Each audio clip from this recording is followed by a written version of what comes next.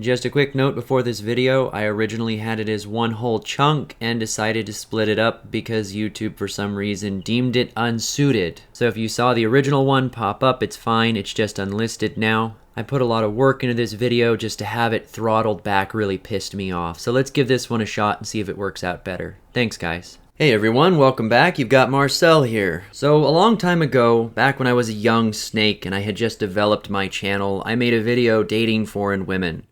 And I've been around long enough now, I've had a chance to process my thoughts and my past experiences, looked back at the things that I'd gone through and that I'd done with a much clearer lens. I feel like it's about time I give a full story on the things that I did when it came to dating foreign women, getting together with them to the ends of trying to have a mail order bride, essentially. See, the truth is that these are hard times, and there are a great number of men that have not given up on the idea of having a relationship, having romance, finding love, having children, getting married. You know, the white picket fence daydream hasn't gone away. They still strive for that. And there are going to be a lot of people out there telling them, hey dude, just go to a foreign country. I went to blank country and, had a great time and had all these great girlfriends. And see, that's something that I've done. I have traveled the world, I have seen several different cultures, I've experienced dating the women within those cultures, and although the vast majority of it was Asian cultures, I can account for many other European cultures and the differences between the dating dynamics when it comes to going to those countries. So I can offer some really solid advice. And I'm going to try to frame this less in a just don't date women perspective and more as a general, like if you were to do this, this is how you would want to do it perspective. A way to kind of set yourself up for the best potential scenario. Now, granted, hands down, I don't recommend doing it, especially in the perspective of getting married, but there's some things that you can come to expect. First of all, and this is the country that I have the most experience in, I don't normally, and in the past, I haven't dimed out any countries that I've been to specifically. I never really believed that the location of a woman has much to do with her personality or the capabilities of women in general, more as that it just influences how the woman might behave because of what she's allowed to do. In other words, women are basically the same no matter where you go. But for the sake of clarity, I will tell you that I have been to the Philippines 3 times. Out of all the countries that I've traveled to, I had the best dating experience there. When it comes to having, like for a person that's trying to find a traditional wife that's going to take care of them and kind of fill that void of someone who will stay faithful and work for their husband in a sense of working together, that's going to be like the best opportunity to find that. So I'm going to focus mostly around it. But before anyone starts to think that I'm bashing their culture in any way, let me throw some things out here. First of all, they are the friendliest people you will ever meet. In a general sense, when just like interacting with strangers, they're always smiling, they're always respectful, they're polite, they're compassionate, they're always finding ways to laugh and enjoy each other's company.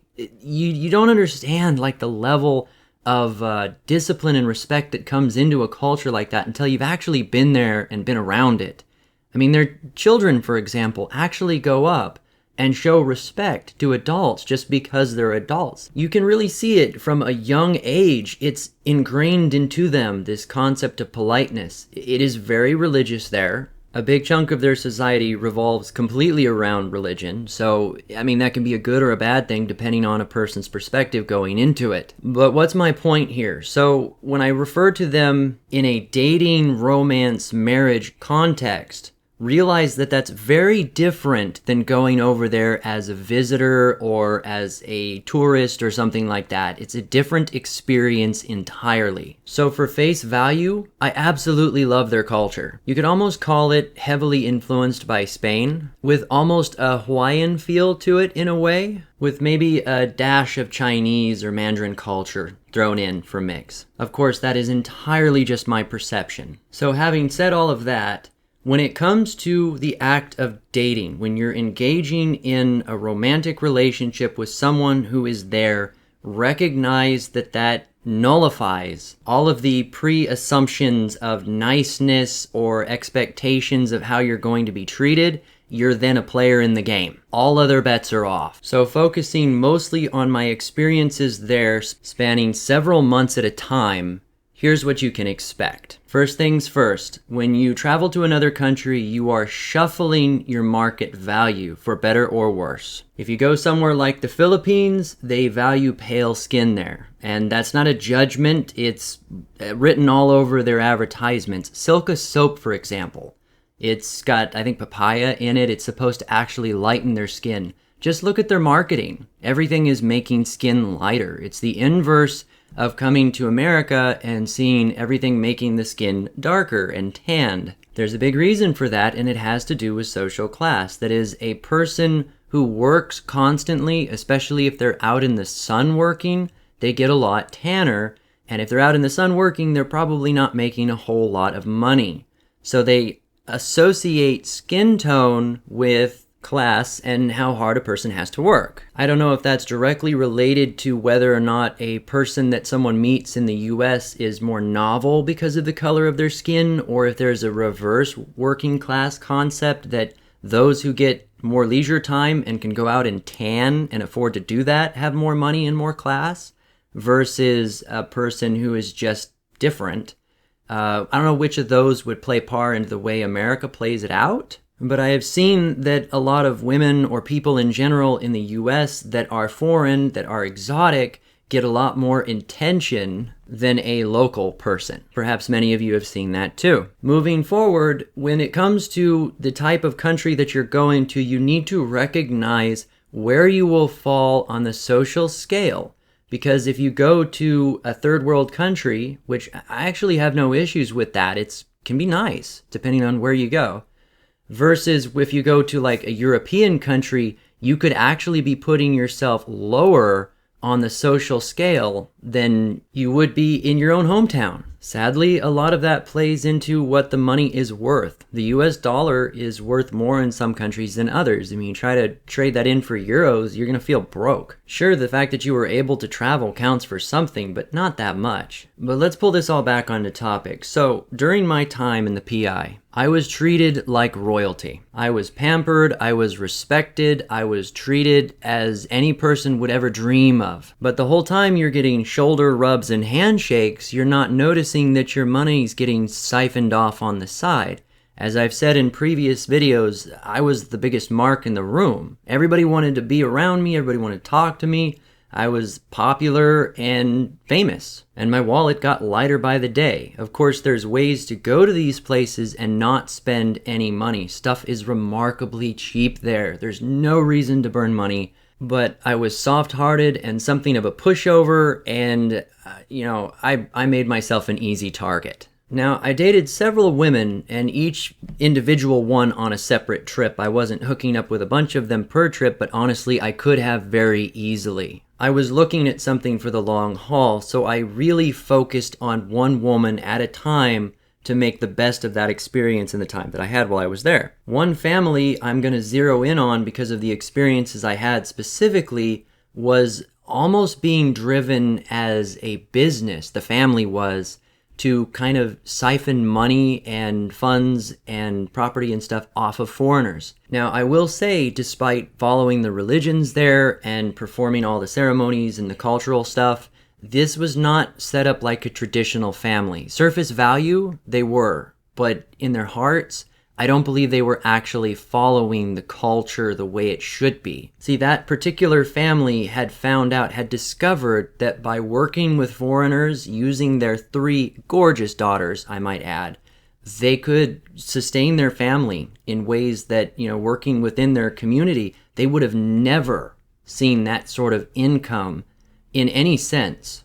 But because of the interactions with their daughters and foreigners, they were able to build a business off of bringing in guys. Now, I wouldn't suggest that they were really using them in like a bad sense. Come to think of it, they were even discouraged from having sex with any of these foreigners. At least not unless they were married. To get these guys in, the goal was to ultimately marry them off and have a good life. I believe that. but there was nothing stopping them from kind of twisting it in a way that really benefited their household in the process. And a big part of that comes down to some of these cultures, the children still support their parents. What is it called? A subsistence economy, where the children, they have more kids because they ultimately flip around, and the children are the parents' insurance policy or their retirement fund. That actually still happens there. So expect that whenever you marry or get in a serious committed relationship with any of these women,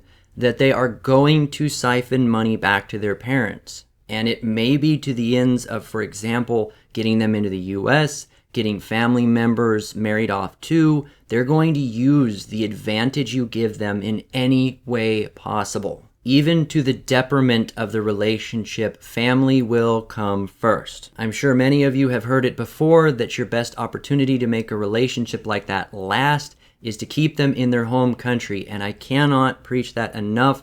You have to marry them there if you want them to not become Americanized. So focusing in back on that one family again, the 3 daughters. Okay, the eldest daughter actually hooked up with one of my colleagues back when I was, traveling in the military.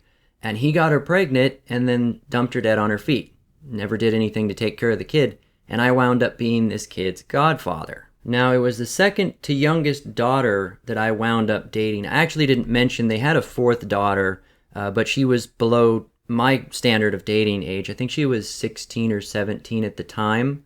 So, Philippines, I believe the legal age is 14, but she wasn't really involved in what her family was doing with foreigners and stuff, obviously. But out of the 3 elder daughters, I had experiences that showed me I could have hooked up with any one of them at any given time as long as I was willing to engage in bringing them to the US, into funding their family. It was literally acquisition of resources. So there had to have been a solid exchange. Based on conversations after the relationship with the daughter that I dated directly, that I was engaged to, ended, I had conversations with the elder sister where she was willing to be in a relationship with me. But on the condition, because I had dated her younger sister, I would need to marry her beforehand, before her family knew, because they would object immediately, but if we were already married, they couldn't do anything about it. Of course, naturally, I would suspect that to be something of a trap, but the way it was going to play out, I had the opportunity to marry the older sister of my ex-fiancé, and she was cool with that. There was another older sister that specifically would be the mother of my godson. Then you have the other sister, who was dating a Chinese guy at the time, specifically meaning a man from China, who was still currently living there. And I had asked that sister in conversation one point when we had a chance to sit down and talk. This is when I was still engaged. I said, so if I were to ask you to move with me to America, would you do it? And she just said, yes. Just solid answer. And at the time, I always thought that she was trying to do that to see if I would cheat on her younger sister or something as a trap. But looking back on it, it wasn't. She was being serious. And now that I know her personality better after, the couple of years that I was talking to them, I know that she was being serious. She wouldn't joke and she wouldn't trap like that, at least not that I can tell. There was a number of situations where she threw me really, really big hints and clues that she was down for it. A good example is in the US, occasionally when someone's injured, you know how they'll point at it and say, kiss it to make it better, in a joking sense? I mean, maybe it's kind of an off joke unless they're family or a loved one or something, but as a joking sense, I made a comment to her, kiss it. But the way I phrased it in their native language, let me see, I'm a little rusty here. Halakan mo ako. Kiss me. And she automatically took on a sexy pose and was like, where? Well, I pointed down at my injury and looked shocked and said, doon, there. She looked so disappointed. I don't think that the humor translated well, but thinking about it after the fact, it was holy crap. She was asking me where did we want to kiss? And this is when I was still engaged. See, the allure of being able to help their family, to have a comfortable life and establish something of a guarantee of survival and comfort for everyone is worth being with someone they wouldn't normally choose on the average day. Now, if they have an opportunity to get out of the deal after they've struck it to get what they want and screw the guy over, then they're just like any other woman, any other scenario. But as long as the only opportunity to kind of keep up that scenario for them is to stay with the man and stay faithful, then for the most part they will. Now, for those who are considering anything like this, keep in mind a lot, depending on the country, but especially there, shame is a huge deal when it comes to their culture, especially in regards to the females. So things like hiding the Facebook and not becoming friends on it, downsizing the marriage, pretending like you're not really a husband or a boyfriend, those are all massive red flags, because if they're trying to hide it, there's a massive reason for that. Because for the most part, when they have someone that they're proud of, they're going to rub that in everybody's face, that they have like a foreigner boyfriend and they got all this money and stuff now. It's going to be huge, and if it's not, red flag, massive red flag. Okay guys, I'm gonna go ahead and split this video now, and there'll be a part 2. It's already finished. You can click the link right here to get to it. It'll also be listed down below. As I said in the beginning, it was originally deemed unsuited for some reason, so I'm splitting it up, hoping to maybe figure out where in the video they had an issue with something that I said. And I'm changing my tags and stuff. With a little luck, it'll work.